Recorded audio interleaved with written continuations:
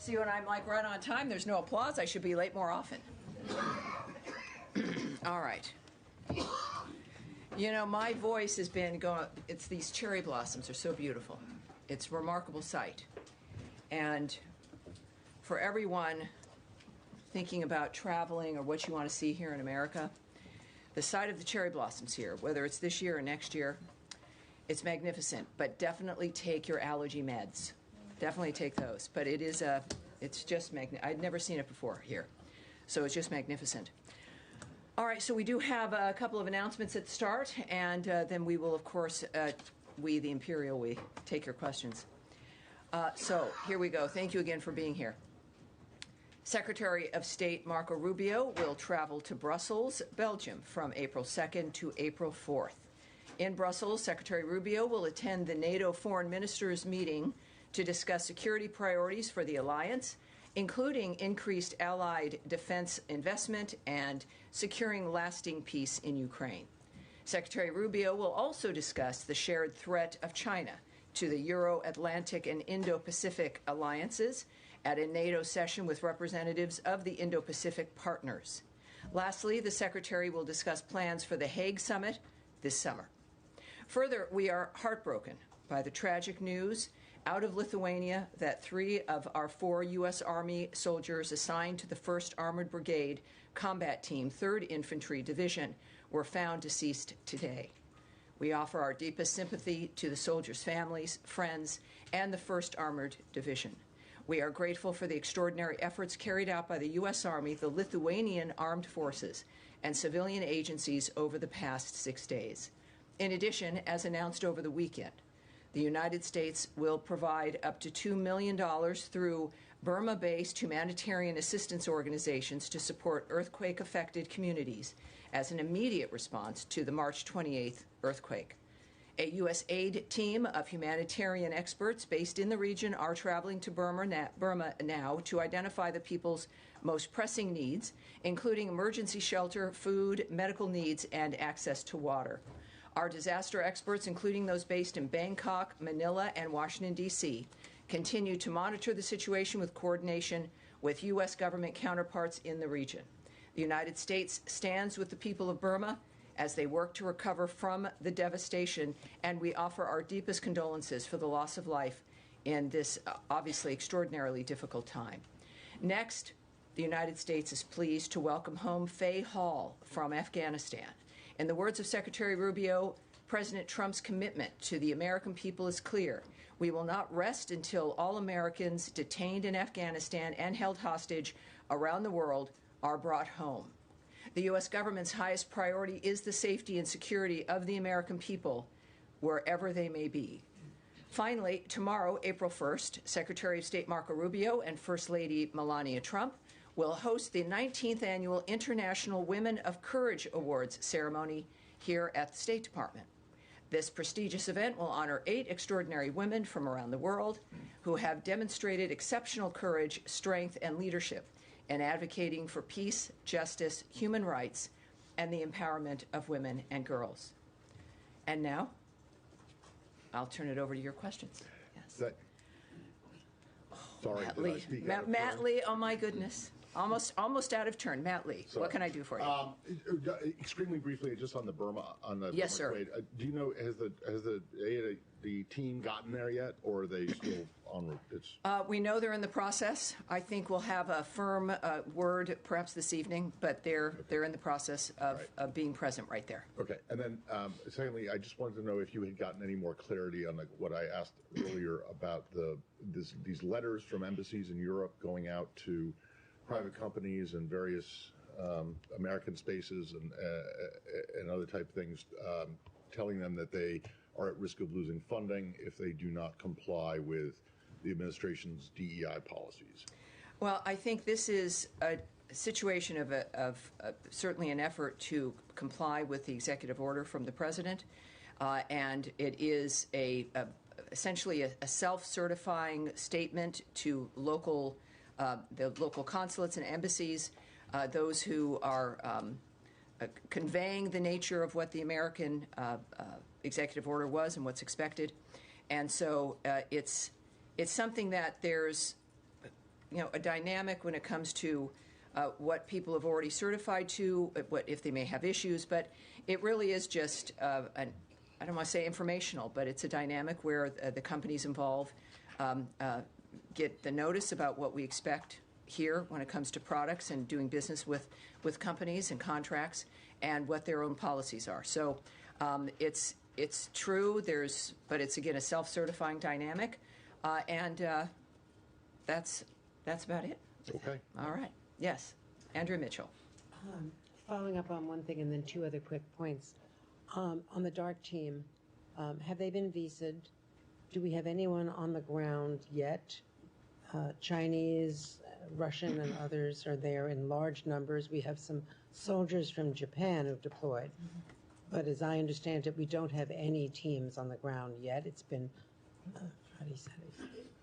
4 days since the earthquake. Every day is critical.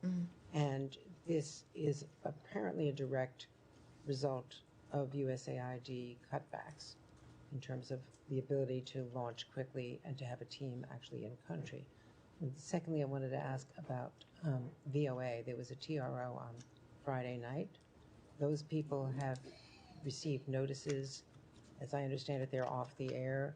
They have no access, I don't believe, to their offices or their emails. And in response to the temporary restraining order Friday night, what is going to change, or will it not change pending appeal? I know you don't talk about lawsuits, but this involves an agency that is directly involved with the State Department and with our fellow journalists. Well, but we don't talk about lawsuits in the nature of what's going on, Can you tell us the regardless status of whether it's an agency dealing with us or not dealing with us. That rule does not change. But let me get to Burma as well. So obviously, you've heard my opening. We send our condolences to everyone. But what we do know, and I would caution you, though, I would reject the notion that this is obviously a result of the USAID cuts and that kind of funding. There are many different elements to this dynamic, and we're also certainly in the region. We're on the ground. I can say that it could be within. Well, hopefully by this evening, that we will be added to the embassy's team's assessments of needs on the ground, and that will further inform our response. But keep in mind, of course, we've got a mission there and a team of people that these experts then will be joining. And as people know, we're providing up to $2 million through existing humanitarian partners in Burma who are working right now to support the earthquake-affected communities.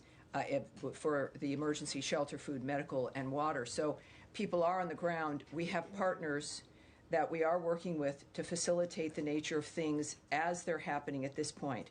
But in the past, during earthquakes, the Fairfax team, with their dogs and their expertise, would go all over the world. Turkey, in instances, I think Iran as well. As, the Israeli team would join. I mean, there are experts that we have always provided. Sure. And we physically, or in contrast to what we see visually, people digging by hand and by equipment, people out with China on the back of their yellow jackets. We don't see any presence of U.S., well, I would caution that obviously right now, people are working to get this solved, to find people, to rescue people, to get people what they need, life-saving mechanisms. And the good news is, and I think we should look at it this way as well, is that we have partners that we work with that may not require us to be physically present in the nature of what it is that's being done. Partners who've been on the ground regularly, there constantly. And I think that would reject the premise that the sign of success is that we are physically there. Obviously, we are now through our missions, and we're sending experts as well. Of course, that's happening. But I think that the fact that we've got partners that we work with, that our goals can be achieved through the work that we do with others around the world, is something. When I've said this over in general with the reform that the government is going through with the lead of President Trump, is that certain things won't necessarily look the same, but the success and the work and our impact will still be there. And this perhaps is part of that dynamic. So I would say that, of course, not just when it comes to our experts, who are also not just on their way, but based in Bangkok, Thailand, the Manila, Philippines, and Washington, that we are doing work from here.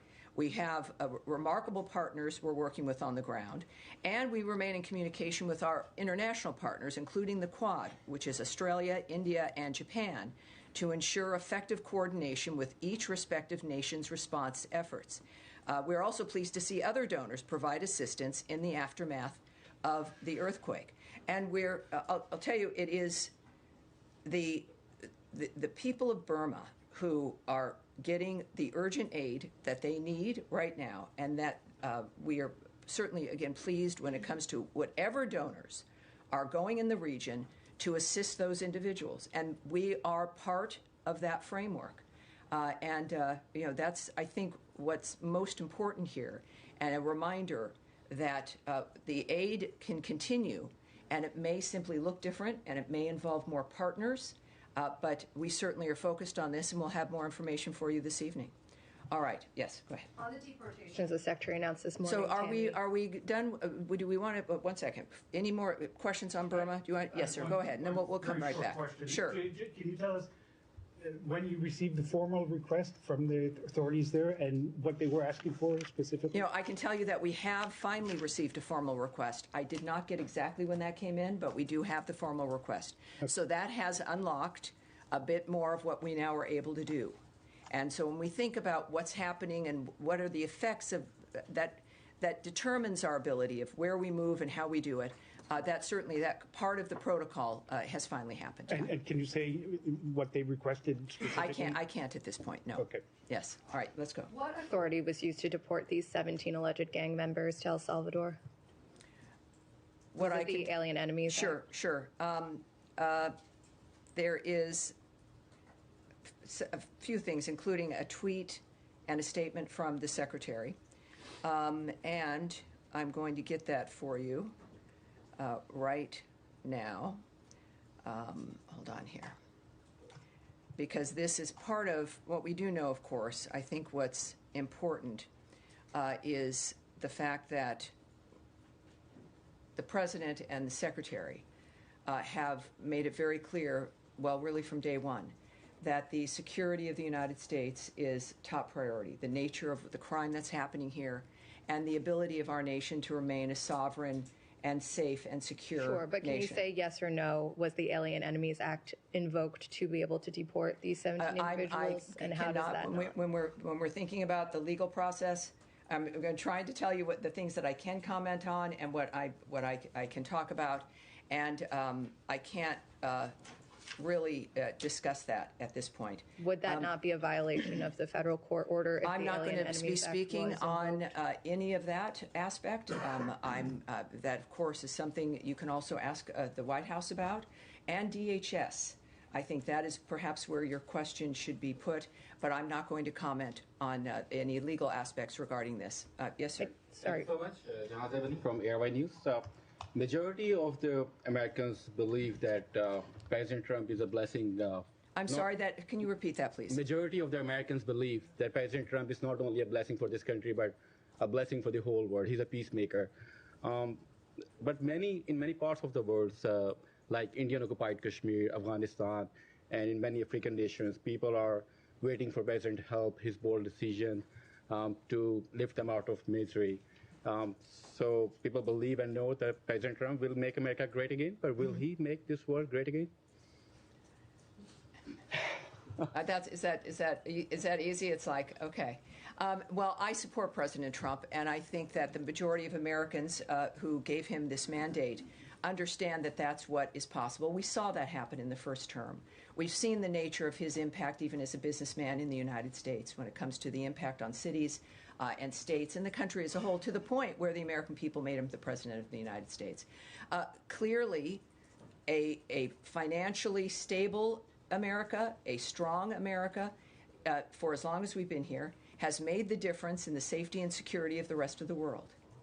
That is the kind of dynamic that the world wants and expects. President Trump embodies the nature of our original founding about what America is for and the nature of what it can accomplish when it comes to sticking with its values and making sure that we're safe and secure and that we respect ourselves and implement our values. I have one more. And when that happens, the rest of the world is safer and more secure. I have one more. Sure. Thank you. U.S. Commission on Religious Freedom recently released their annual report and recommends to put India into CPC list, country of particular concern. U.S. Commission also requested Secretary Rubio to put sanctions on Indian intelligence agency RAW for their involvement in the murder plot of a U.S. citizen and harassment of journalists, academics based here in the U.S. So is U.S. State Department going to consider these recommendations from the Commission? Well, I will not discuss negotiations or diplomatic considerations in that manner at all. But I do. Let's take a look at where that stands and the reference to that. But that's not something that is I'm going to be commenting on. Yes, Nadia. Thank you. A few questions on the Middle East. Number one, the Syrian President Ahmed al-Shara announced the formation of his new government, which includes a woman, an Alawite, a Druze, and a Kurd. Is this inclusive enough for this administration? And will you lift some sanctions? And also, I have a question on Iran. They're saying that they're not going to negotiate under pressure.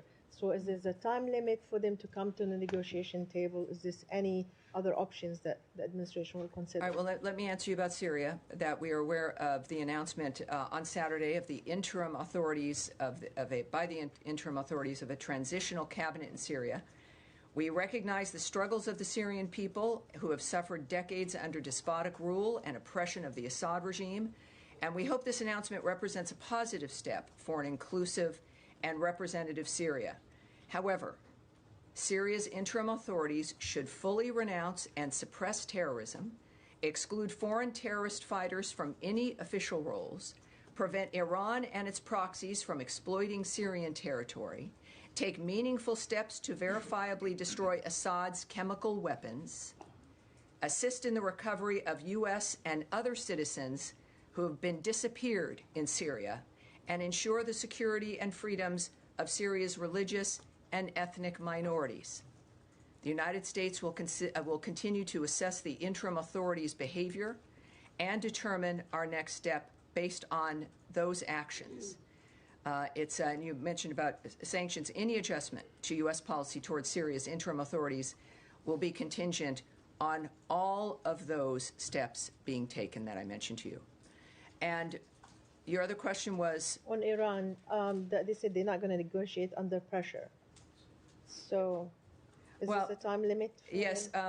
Iran's behavior across the globe threatens U.S. national interests, which is why President Trump reimposed the maximum pressure campaign designed to end Iran's nuclear threat, curtail its ballistic missile program, and stop it from supporting terrorist groups. As the president has said, Iran can never have a nuclear weapon. He has also been very clear that the United States can't allow that to occur.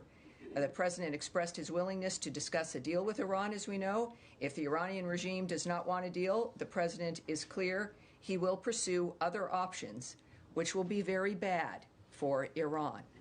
All right. Yes, sir. Go ahead.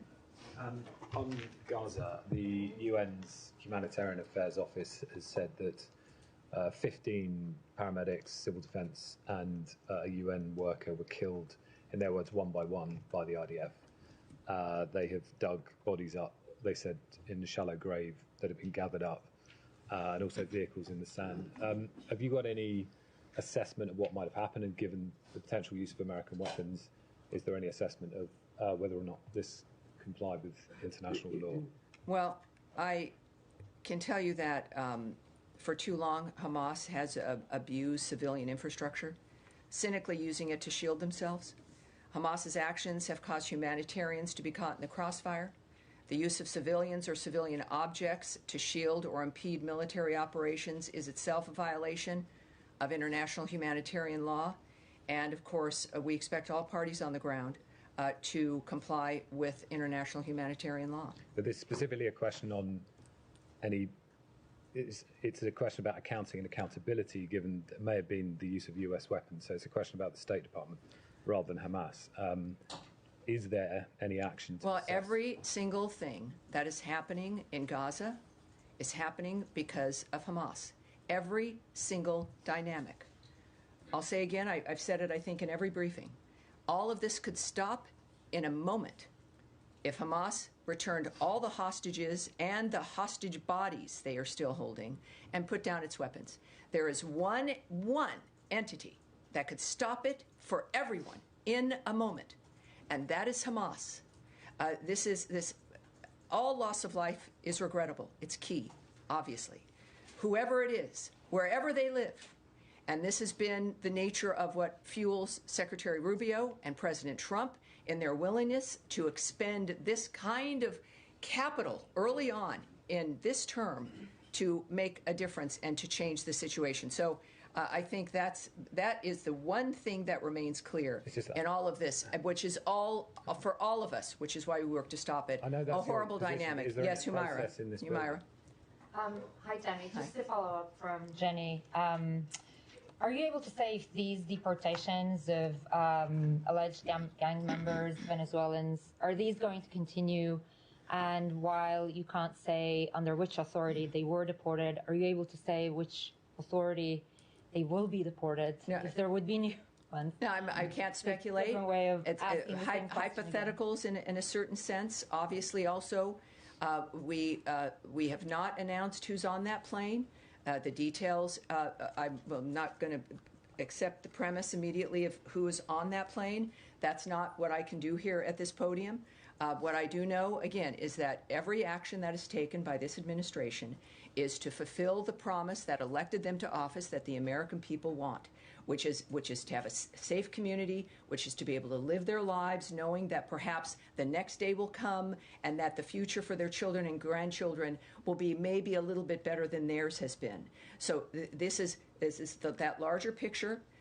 But I'm not going to get into the details of a particular flight. Are you able to say confidently that the TRO wasn't violated? I'm not here to give you my legal opinion. I'm not a lawyer, or to speculate on what is or is not happening in any fashion in that regard. Yes, sir. The glasses here. Thank you, Tammy. Someday the State Department's going to make the mistake of hiring a lawyer to be a spokesperson, and then they're like, well, then it would be even less interesting than mine. Yes. Two questions for you. Number one, a few weeks after President Trump's Shalom Hamas tweet or social media post, Israeli authorities giving indication that they're preparing for a potential larger-scale military operation in Rafah, potential reoccupation of Gaza. I wanted to get some insight as to whether there is coordination between the U.S. and Israel on that front, whether the State Department takes a position on Israel's potential plans. The second question was, Israeli officials have been sounding the alarm about Egypt's military operations in Sinai, saying that it's a potential violation of the peace treaty between the two countries. Any position from the State Department in regards to Egypt's activities and whether they deem it a violation of the peace treaty? Well, we never speak about ongoing diplomatic relationships, but we do have the pillars of our approach that remain resolute. We stand with Israel, and we stand for peace. President Trump has made clear the consequences of what will happen if Hamas continues to hold hostages. I will leave it at that, but of course add in the fact that Secretary Rubio has been as aggressive in his rhetoric that Hamas cannot continue to exist, and again, that we stand with Israel and their efforts to defend themselves. On Egypt? Yes, ma'am. Can you give me anything on Egypt? No, yeah.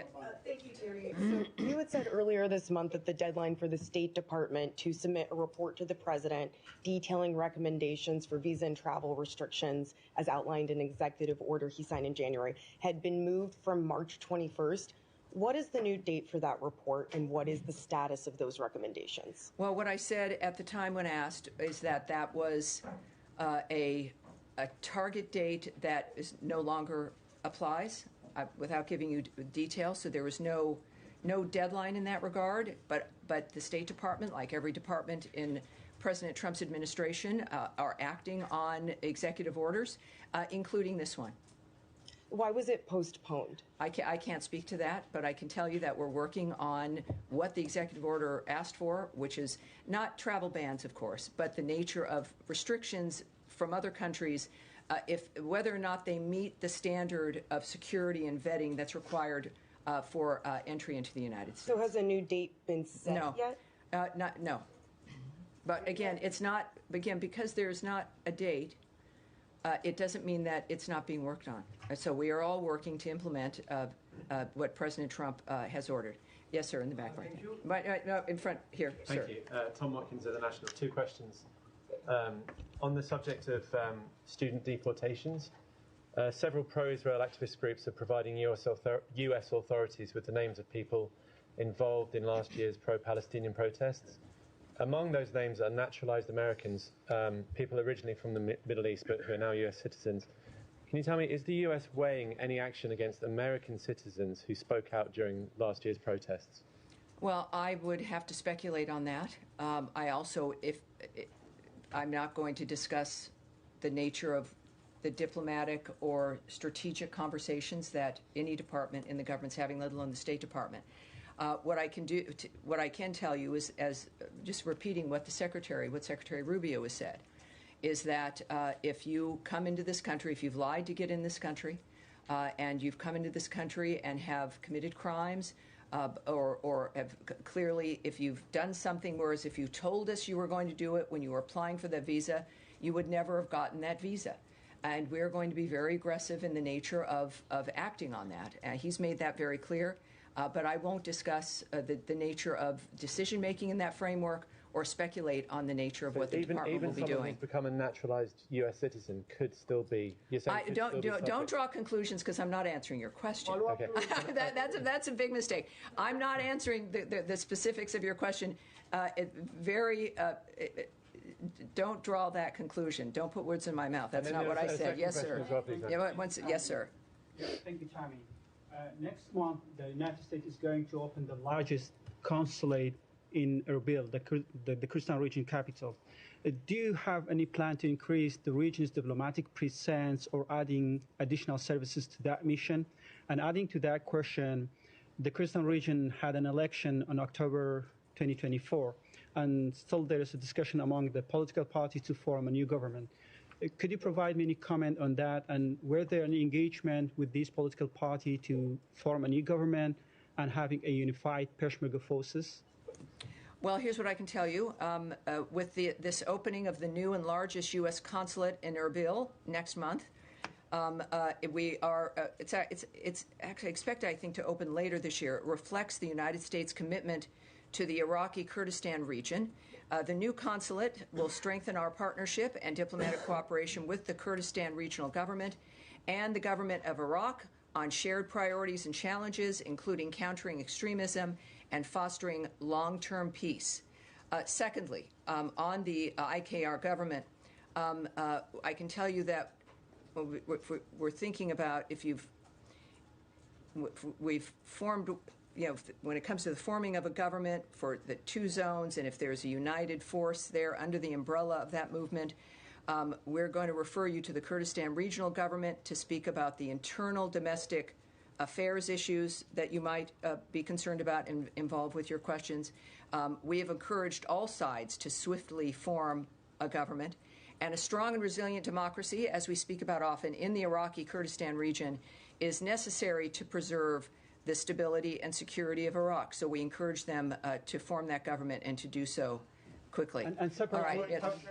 Yes, go ahead, Camille. Thank you. Sorry, we're jumping around a bit. Different topics. Well, it's happened, so here we are. I've got my seatbelt on. So just going back to the visa revocations, there's a group called Betar that has told CBS that they have provided thousands of names to the Trump administration of visa holders and naturalized foreigners who, quote, come to the West to rage against America and support U.S. designated terrorist organizations. Can you confirm whether that organization is providing lists to the Trump administration and whether those lists are being taken by the State Department and DHS to do any of this work? The Trump administration, I'm not involved in those decisions, and I certainly can't speak on them, certainly in general, not for the State Department. That goes through the framework of the work that we're doing. Whether it exists or not, I won't confirm. It's a matter of, we've got broad authority, certainly, but how they're coming to those decisions for the consular offices and visas, we will not discuss not only individual visas, but the process of what goes through in determining what happens with individuals and visas and whether they're issued or if they're revoked. So I won't be talking about that today. Yes, Nick? Thank you. Back to Iran. Iran's president yesterday ruled out direct negotiations with the United States on its nuclear program. Was that what the United States was seeking, direct negotiations, or would the United States be open to third-party intermediaries? We know, of course, that the Iranian regime has always been hostile to the United States and our allies and partners, and they are one of the leading state sponsors of terror, as we know. It supports Hezbollah, Hamas, the Houthis, the Taliban, al-Qaeda, and other terrorist networks. Iran's own Islamic Revolutionary Guards is a designated foreign terrorist organization, and many regime leaders have also been designated as terrorists. I can tell you that in negotiating, which I've already answered to some degree, is that the president's made it clear that Iran cannot have a nuclear weapon. And what we want from them, as Secretary Rubio has said, under Donald Trump, there is not going to be a nuclear Iran. Iran must stop its nuclear escalations, its ballistic missile program, its networks and campaign of regional aggressive activities, its repression of the Iranian people's freedom, and the IRGC's destabilizing activities. I also think I can say this to you, that President Trump has been consistent and clear. The United States is determined to make sure that Iran will not acquire a nuclear weapon. He has expressed his willingness to pursue a deal with Iran. If the Iranian regime does not want a deal, as I said earlier, the president has other options, and those alternatives will be very bad for Iran. All right. In the back. Yes, sir. Thank you, Tammy. We'll move to Ukraine, if I may. Today marks 3 years since the world learned about Bucha massacre. We want to get your reflection on that. And second part of the question, yesterday the president spoke about the minerals deal with Ukraine. It looks like there's a confusion over there because president said that he hears that the Ukrainian side is trying to reconsider the deal. But, we have seen media reports about the U.S. version the draft was changed. Can you please offer some clarity on that as well? Thanks so much. Well, I think the president's comments speak for themselves. I do know also that there is one North Star for everyone involved in this, and it is the ceasefire and stopping the carnage. There are certainly some other issues that are, I suppose, discussed, but what matters every single day is wondering who's alive today, who won't be alive tomorrow. And fortunately for us, we don't necessarily walk through our day with that concern. For the people in Ukraine, they do.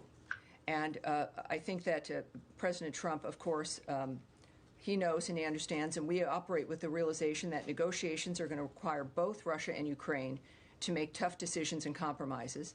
And we are working with Russia and Ukraine, and we're committed to continuing our work to bring them to the negotiating table. We do know that I think there was an idea from Russia about a temporary administration that was not appreciated by the president. Ukraine, I don't think I need to remind everyone, but it's a good reminder, is a constitutional democracy. Governance in Ukraine is determined by its constitution and the Ukrainian people. We are committed to the diplomacy necessary to achieve a full ceasefire and to bring the parties to the negotiating table for a final and lasting settlement. President Trump has made clear that Russia and Ukraine need to move to a full ceasefire now. None of that has changed. All right, all the way in the back, sir. The green tie, is that what we have? Yes, sir.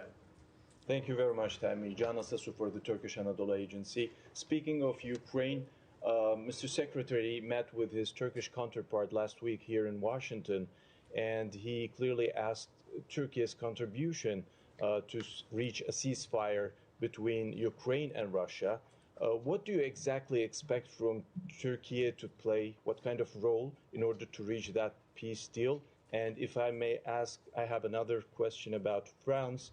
The French court has decided that the far-right opposition leader or the far-right leader, Marine Le Pen, will be banned from the elections for 5 years. What is your take on that decision?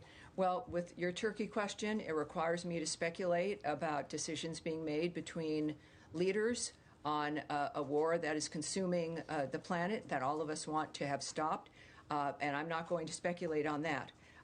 We, of course, know Turkey is an ally, and we appreciate that, of course, but in the reality of it, it's not going to be something I can speculate on or feel comfortable speculating on. Regarding Marine Le Pen, I might disagree with your casting of her as a far-right individual, which is meant, I think, I don't know if that's meant to be derogatory, but we are aware of reports regarding her sentencing, and I would refer you in general to the French authorities for further comment on this legal decision.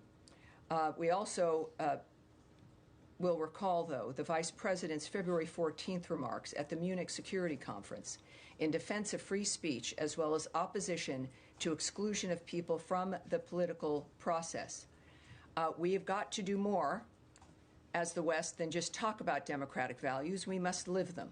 Exclusion of people from the political process is particularly concerning, given the aggressive and corrupt lawfare waged against President Trump here in the United States. We support the right of everyone to offer their views in the public square, agree or disagree. And with that, I have nothing else to add. All right. Sir, in the back there, red tie. Are you sure? Thank you, Tammy. She's forward. No. She may be conservative. It depends on how far left the left is. Doesn't that always redefine the center? And always the left always redefines the center. It redefines the center, which was normally a dynamic, and we won't have that conversation, which maybe should be for a seminar. But yes, sir, in the red tie. Thank you, Tammy. You mentioned at the beginning of today's your presentation, Bangladeshi proud girls are getting honored to receive tomorrow's award. What is Secretary of State's 2025? I have to tell you, sir, I can't hear you. And is this about Bangladesh? Yeah, tomorrow is going to be an award ceremony. First Lady and yes, correct. I'll be there, as a matter of fact, participating as well. Girls are getting award received from that podium. Do you have any comment on that? The Bangladeshi girls are getting award for their 2024 movement in Bangladesh against fascist Hasina government. All right, they are getting award tomorrow. No, So what I'm about to speak about here is the International Women of Courage Awards. But what I'm not going to speculate on is the last part of that question regarding the nature of the politics and unfolding in Bangladesh. But I will take this opportunity to mention again that Secretary of State Marco Rubio and First Lady Melania Trump are hosting the 19th Annual International Women of Courage Awards ceremony at the State Department here tomorrow. The 2025 ceremony will recognize 8 extraordinary women, along with the recipients of the Madeleine Albright Honorary Group IWOC Award from around the world who are working to build a brighter future for everyone. The Secretary of State's IWOC Awards, as we call them, recognizes women from around the world who have demonstrated exceptional courage, strength, and leadership. The awardees are advocates for peace, justice, human rights, and empowerment of women and girls. They often face great personal risks to their safety as a result of their efforts. Since 2007, the Department of State has recognized more than 200 women from over 90 countries with the IWOC Award. U.S. diplomatic missions overseas nominate one woman of courage from their respective host countries, and finalists are selected and approved by senior department officials. Following the ceremony, the awardees will participate in the International Visitor Leadership Program Exchange in Washington, D.C., and additional programming in Los Angeles, during which they will meet with American counterparts on strategies to further their work to empower women and girls around the globe. Right. All right, I'm getting the roundabout wrap up here, and we will have another briefing on Wednesday, which, even though we are going on our trip starting on Wednesday for NATO, we will have a briefing on Wednesday as well. We'll have more details of what we'll be doing there in Brussels. Thank you, everyone. Appreciate it. Who's far right?